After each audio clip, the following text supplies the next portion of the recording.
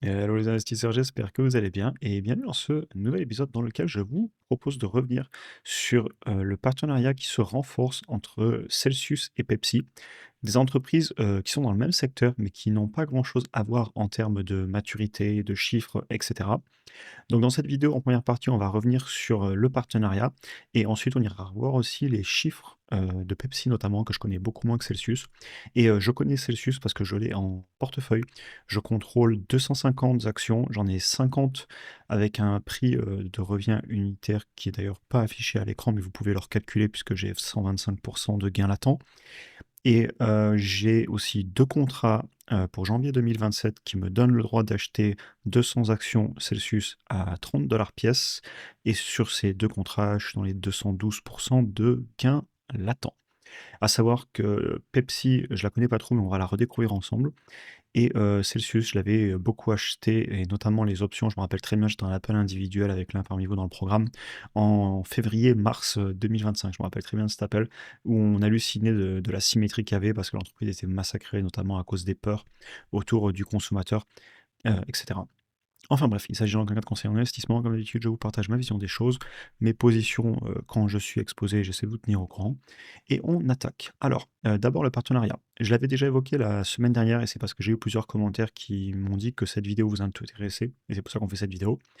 J'avais évoqué déjà un petit peu en une phrase le sentiment que j'avais autour de ce renforcement de partenariat et après on va revenir en détail dessus sur exactement ce qu'il en est.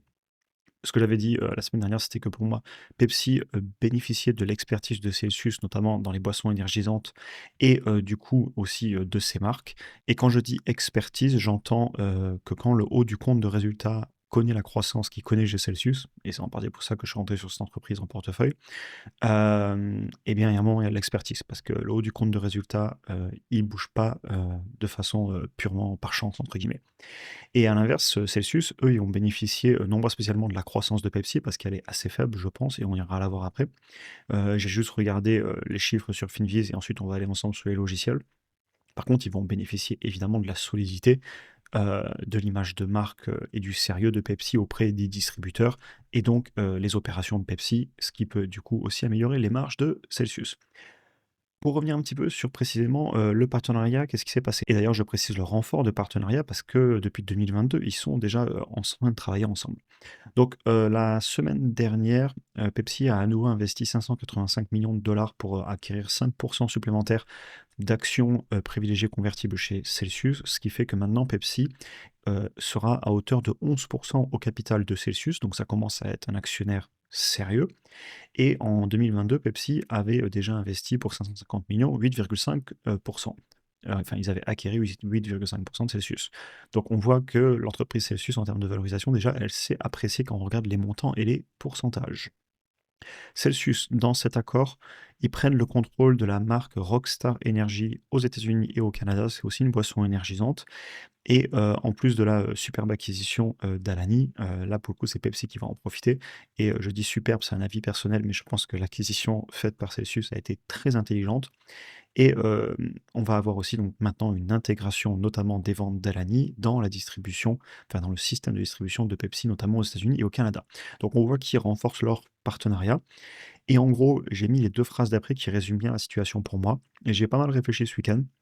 En gros, Celsius, ils prennent le lead sur, les boissons énergisantes, notamment, sur, la partie stratégique, promotionnelle, parce qu'encore une fois, le haut du compte de résultat ne ment pas et a priori Celsius, eh ben, ils font bien les choses puisque la performance est là et ben, Pepsi, eux, ils ont l'avantage du coup, d'accélérer, la distribution en rentrant des nouvelles marques comme, Alani et cetera. En tout cas, ils pèsent plus au capital de Celsius. Donc au final, ça reviendra aussi in fine aux actionnaires de Pepsi puisqu'ils ont pris des parts et Pepsi, ils apportent, tout le réseau de distribution, la disponibilité en magasin, la confiance aussi des distributeurs, ce qui est des choses importantes et plus difficiles à acquérir pour une petite entreprise.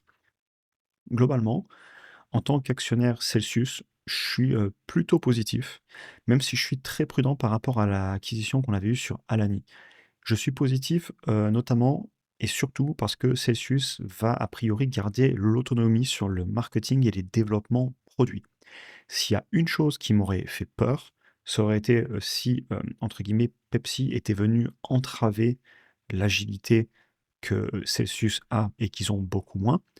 au bénéfice de la maturité. C'est pas spécialement de la faute de Pepsi, mais c'est une entreprise qui est bien plus grosse qu'on va le voir. Donc, il y a plus de politique, il y a plus de lenteur, plus d'inertie, moins d'innovation et a priori, ils vont pas les entraver. Ils vont les laisser faire ce qu'ils veulent. Ils leur ont même, en échange de monter au capital, donné une nouvelle marque à gérer, Rockstar Energy.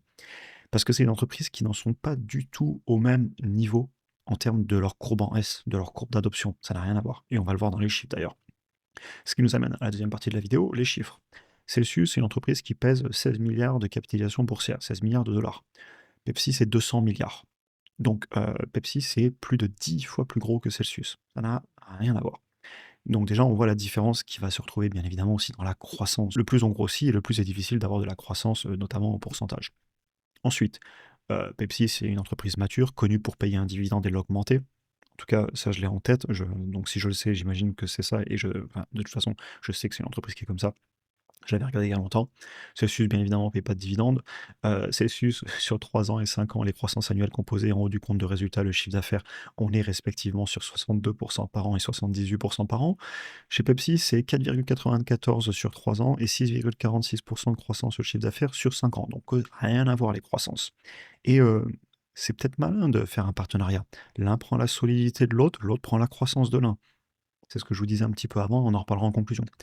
Au niveau des marges, par contre, eh ben, on est en ligne un petit peu. Pepsi a un tout petit peu plus de marge nette, au bénéfice de la maturité et de l'âge, ça ne me choque pas. Par contre, où j'aurais été très embêté, c'est si on n'avait pas eu les mêmes marges brutes. Et globalement, dans les deux cas, on est autour des 50%. Donc on montre qu'on a quand même une vraie marge brute et donc une capacité à gagner de l'argent. Parce que les business avec des marges brutes à 5-10%, difficile de gagner de l'argent derrière. Si on continue, bon, les performances des titres en bourse, pas grand-chose à voir. Pepsi, il faudra le regarder avec les dividendes réinvestis, bien évidemment, et on va le faire parce que là, la performance dans les dividendes réinvestis, ben, c'est simple. Sur 1 an, 3 ans, on est en baisse, et sur 5 ans, on a 8% de performance, et sur 10 ans, 54%. Et Celsius, sur 3 ans, 66%, sur 5 ans, presque 800%. Et vous voyez mes chiffres tout à l'heure, quand j'ai acheté la baisse, je vous disais, vous avez vu, j'étais à 125%. Enfin bref, la croissance sur Celsius est énorme, c'était ça, 125%, et sur les options, plus de 200%. Donc on n'est pas sur les mêmes entreprises, mais c'est pas grave. On va pas chercher à les comparer totalement. Par contre, on va voir si c'est peut-être une bonne idée pour les deux de s'associer. Et au niveau des valorisations, du coup, vous en doutez, ça a aussi rien à voir. L'une est valorisée beaucoup plus haut que l'autre. Et honnêtement, si en février et mars, je m'étais amusé à juste regarder un PER ou un prix par rapport au chiffre d'affaires ou un prix par rapport au free cash flow sur Celsius, jamais je serais rentré dessus. Et pourtant, je la trouvais très sous-évaluée à ce moment-là. Tout simplement pourquoi? Parce que bah, j'ai regardé dans le futur, j'ai réactualisé dans le présent avec mon discount rate, en estimant où serait le business d'après mon analyse qualitative et mes convictions. Et à 30 $, je la trouvais pas chère.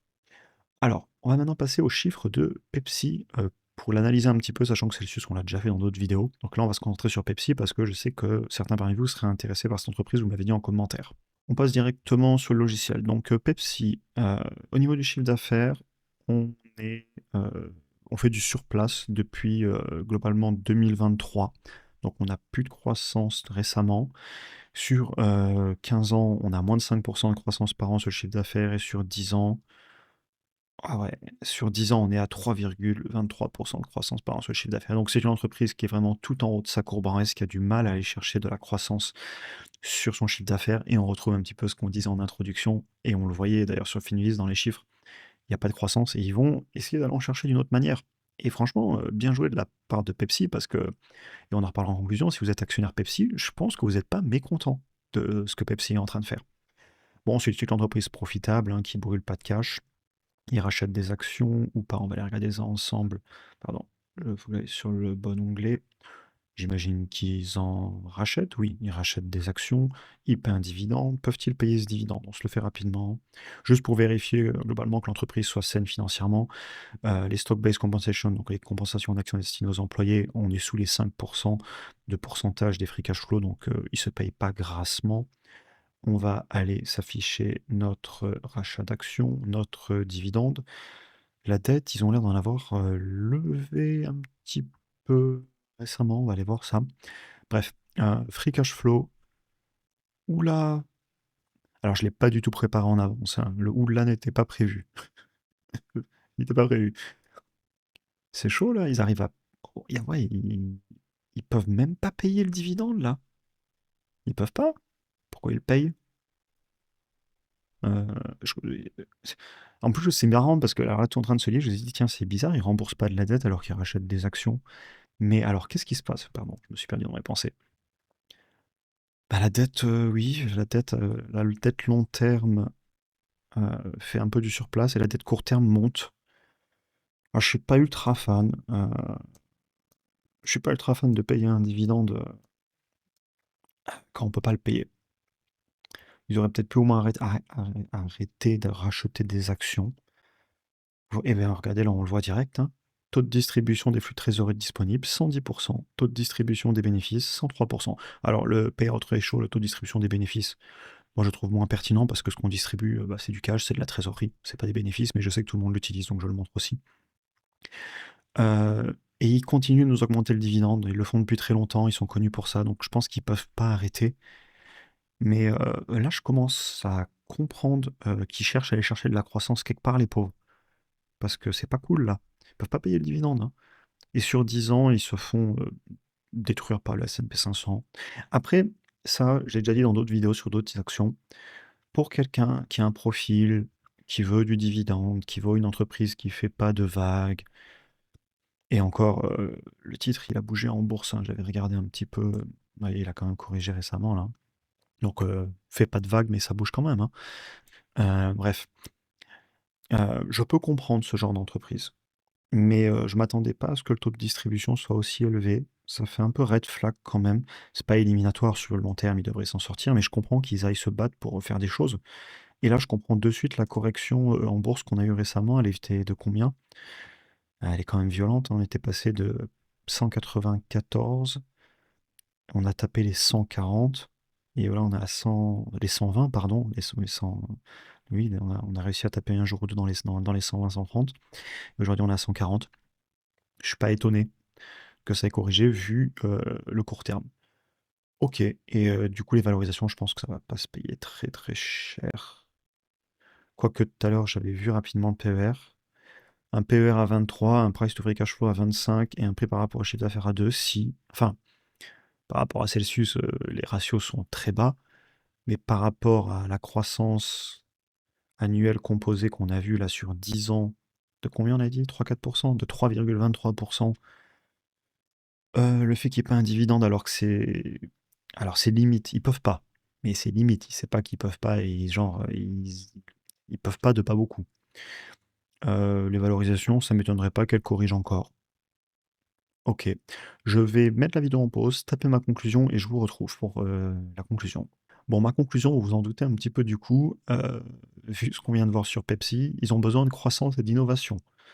Je pense qu'ils n'arrêtent pas d'augmenter leurs dividendes parce qu'ils sont connus pour ça. J'espère que c'est une décision de la direction, entre guillemets, sur le court terme, on le fait, c'est pas quelque chose que tu es censé faire. D'ailleurs, ils ont beaucoup de dettes, on l'a vu, hein. Mais on le fait parce que ça a toujours été comme ça. Par contre, on va se battre pour aller chercher de la croissance parce que là, à un moment, il va falloir soit augmenter le chiffre d'affaires, soit augmenter les marges, soit baisser les dépenses. Parce qu'il va falloir rentrer du cash si on veut payer ce dividende, hein. Et du coup, dans cette idée d'améliorer la situation qui est pas aussi bonne que ce que je m'attendais. Et vous voyez, j'aime bien quand même l'idée d'aller s'associer, euh, déjà via l'acquisition, il l'avait fait en 2022, et de continuer le partenariat et d'aller chercher la croissance de Celsius, d'aller allouer du cash quelque part et d'aller chercher l'agilité d'une autre entreprise parce qu'on voit que eux, ils manquent d'agilité, hein, c'est un géant. Et j'espère qu'ils vont pas ralentir Celsius en rajoutant de la lourdeur. J'imagine que non, ce serait pas du tout dans leur intérêt. En tout cas, ben, pour les actionnaires Pepsi, quand même, bravo, parce que la direction a l'air de se bouger pour aller faire des choses, parce que ben, en interne, ils ont du mal à avoir de la croissance. Et je pense que ça ressemble quand même à une pas mauvaise, voire une bonne nouvelle pour les actionnaires Pepsi. D'ailleurs, question, est-ce que vous êtes actionnaire Pepsi? Est-ce que vous vous intéressez à l'entreprise? Est-ce que vous aussi, vous avez repéré le fait là qu'ils ne peuvent pas payer le dividende? Est-ce que ça vous inquiète? Est-ce que vous êtes dessus pour le dividende? Quel est votre profil, etc. N'hésitez pas à en parler en commentaire si vous avez envie de partager un petit peu votre vision des choses. Je préfère Celsius à Pepsi. De toute façon, j'en ai une en portefeuille et pas l'autre. Pepsi, je ne suis pas ultra inquiet du moment qu'ils arrivent à continuer à payer ce dividende, à aller chercher un petit peu plus que 3% de croissance sur 10 ans en composé. Mais c'est à surveiller. Et au niveau de ma position sur Celsius, bon, ben, je conserve. Je surveille de près que Pepsi ne leur mette pas des bâtons dans les roues de la croissance, parce que Celsius a de la croissance, Pepsi en a pas beaucoup, un petit peu quand même, mais pas beaucoup. Et j'espère qu'ils vont pas les ralentir et que bien au contraire, ils vont les aider à aller chercher de la marge. Et du coup, ben, let's go Celsius. Et comme ça tirera aussi Pepsi vers le haut. Parce que Pepsi sera là, in fine, on a vu, à 11% du capital. Donc, ben, bien joué à Pepsi. Et Celsius, bien joué aussi parce que eux, ça leur permet de s'allier à un géant. Et ce que ça leur apporte surtout, au-delà de la nouvelle marque qu'ils vont gérer maintenant, la Rockstar, ben, ça leur apporte surtout de la crédibilité au niveau ben, des magasins, de la grande distribution, du réseau tout simplement.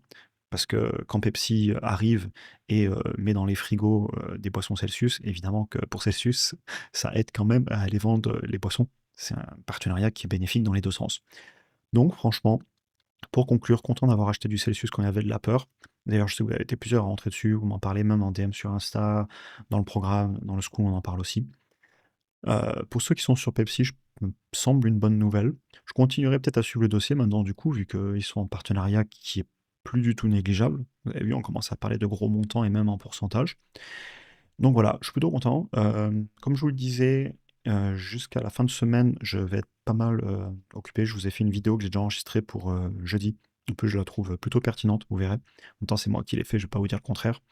Pour les personnes dans le school, je vous ai posté une vidéo ce lundi. Je vous en remettrai une certainement jeudi. Et ensuite, on se retrouve tous, a priori, pour la vidéo du samedi ou la vidéo du dimanche. Si j'ai pas le temps de vous la faire samedi, ce sera la vidéo du samedi, mais le dimanche. Et ensuite, ben, lundi, ce sera officiellement la rentrée pour moi et on va rattaquer à fond les vidéos. Et je vais avoir beaucoup de temps à consacrer à toutes les personnes qui nous rejoignent aussi bien dans le school que dans le programme. Donc je vous reparlerai de tout ça la semaine prochaine. J'espère que vous avez passé des belles vacances d'été, que la rentrée se passe bien pour vous. Je vous souhaite une excellente semaine et à très bientôt pour un prochain épisode.